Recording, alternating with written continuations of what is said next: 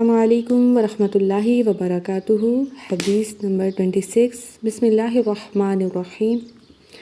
فمن رغب عن سنتی فلیس منی، فمن رغب عن سنتی فلیس منی۔ فمر میم کو را سے ملانا ہے، ٹھیک ہے۔ یہاں پہ نون جو ہے وہ مدغم ہو جائے گا تو ڈائریکٹ وہ را کی آواز آئے گی، فمر، ٹھیک ہے۔ فمر رغب،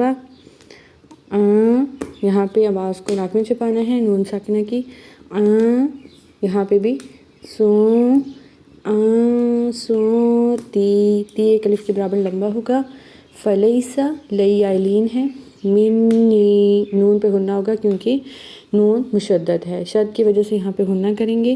منی، میرے طریقے سے جس نے بے رغبتی کی وہ مجھ میں سے نہیں ہے، یعنی جو شخص سنت کا انکار کرتا ہے، سنت سے منہ موڑتا ہے، وہ ہمارے پیارے نبی صلی اللہ علیہ وآلہ وسلم کے قول کے مطابق ان کی امت میں سے نہیں ہے، ٹھیک ہے۔ لہٰذا ہمیں بھی چاہیے کہ ہم ہر اتھینٹک جو حدیث ہے اس کو فالو کریں، سنت پر عمل کریں، ٹھیک ہے۔ فَمَن رَغِبَ عَن سُنَّتِي فَلَيْسَ مِنِّي۔